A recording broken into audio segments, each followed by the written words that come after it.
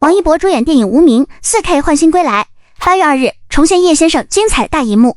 7月11日，电影《无名》官宣将于2025年8月2日正式启动重映，密钥期限至9月1日。这一消息由多方平台联合发布，引发影迷热烈期待。《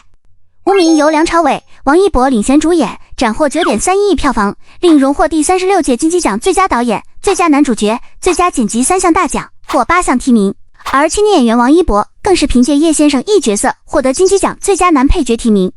据悉，该影片此前已在多国展映，艺术价值获国际认可。值得关注的是，日本于2025年8月1日至7日期间也将重映《无名》，该时段被官方定义为王一博生日特别纪念放映，以庆祝其28岁生日。有意思的是，首次在日本上映时间为2024年5月3日，恰逢东京审判纪念日，因为影片内容涉及抗战历史，被评价为贴脸开大的文化输出象征。本次重映将以全新 4K 数字制式呈现院线原版128分钟内容，画面清晰度与细节表现全面升级，完美适配影片独特的谍战悬疑氛围与陈耳导演极致的美学风格。重映采用分线发行模式，观众需通过博纳影业官方渠道或当地合作影院查询具体排片，建议观众和影迷提前通过相关平台关注影厅及场次信息。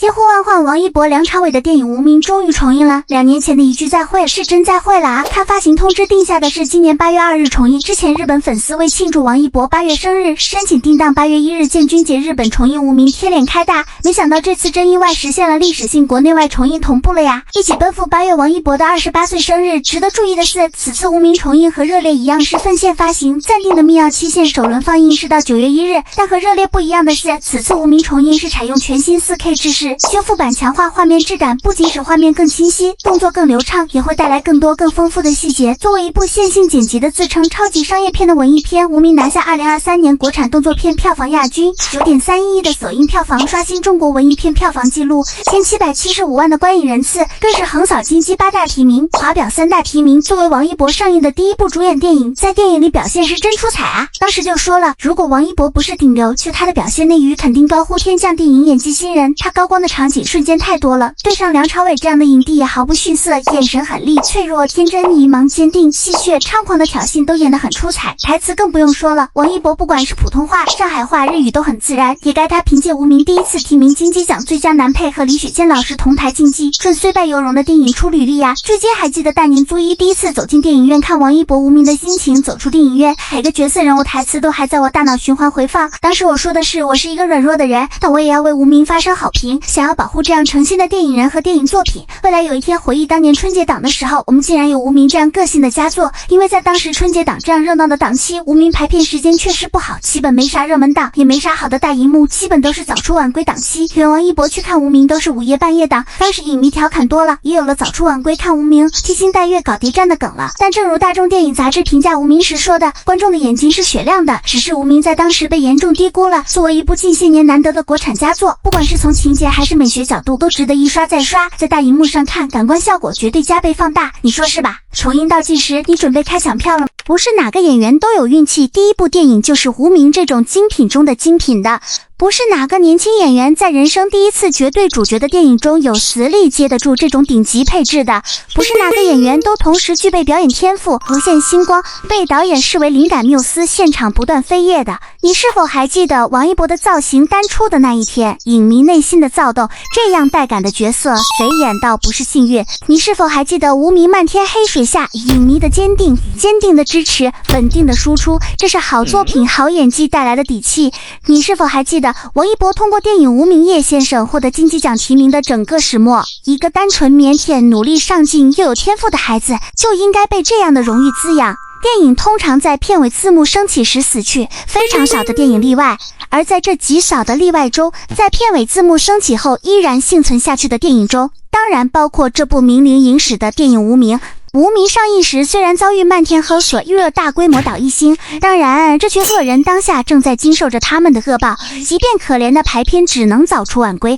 好电影就是好电影，是防不住的，好的表演就是好的表演，真正的专家业内是会看到的。由陈耳导演、梁朝伟、王一博领衔主演的电影《无名》不仅创造了中国影史上文艺片的最高票房，更获得了金鸡奖的8项提名，最终获得最佳男主、最佳导演和剪辑。而当时年仅23岁的王一博，也以他在电影《无名》中精湛的表演，开启了他人生的新篇章，完成了自己职业生涯的又一次蜕变。这部被他视为人生转折点的电影《无名》对他的影响巨大。从《无名》开始，他成为了一名真正的电影演员，自身魅力以一种全新的身份爆发，也是这部电影为王一博的影帝之路奠定了坚实的基础。电影《无名》是王一博真正意义上主演的第一部电影，合作文艺片导演，合作影帝，第一次公开说在拍戏过程中有压力，第一次独自沉淀快速提升密集性和导演进行电影艺术探讨，第一次全程沉浸式在剧组观摩影帝演戏，参悟表演内核，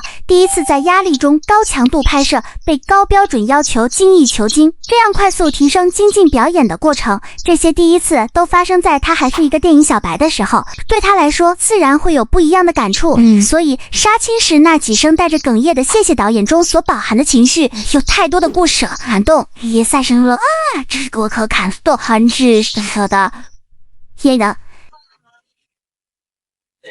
因为在无名的整个过程，王一博的掌言发生了震的电话，获得了主流业内之高度认可。电影《无名》带给我的震撼是超越言辞的。随着那一声枪响，大荧幕闪现的超大字幕，内心依旧是懵的，是一定要在静静听完片尾曲后再三思索、反复回味的。记得那一天，我写到平行新世界里，那个动荡年代中的叶先生依旧孤独地活着，带着无法言说的光荣使命。我会时常想起你最演员王一博。我想我大概很幸运地认识了一个演得好、长得好，各方面都极具魅力的万人迷。或许他将是中国电影界的下一个传奇。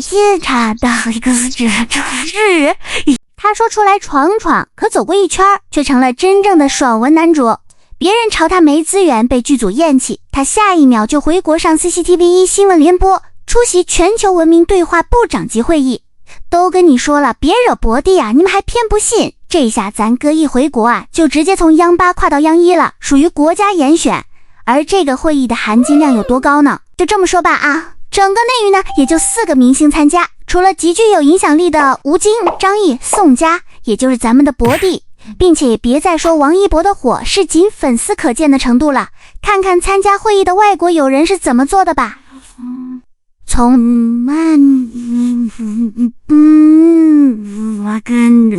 上从来不打低端局的王一博，表面上看是拍完电影人鱼后就没有再进其他剧组，但张哥在其他行业的脚步可是一点都没有停下，亲自组局发起录制的纪录片《探索心境》，转身就在美国拿下纪录片界的奥斯卡泰利奖。给自己充足的时间放松后，转身就在巴黎完成了香奈儿大秀的大满贯，仅用2年的时间啊，就集齐了早春、春夏、手工坊、秋冬以及高定时装秀的全系列。内娱总流传着一句话，看一个明星火不火，就看他有没有代言过香奈儿。而王一博一出手就拿下了香奈儿首位全球男代言人的举动，这什么含金量就不用主播科普了吧。那些嫉妒王一博的黑子们，接下来就等着博弟闪耀内娱吧。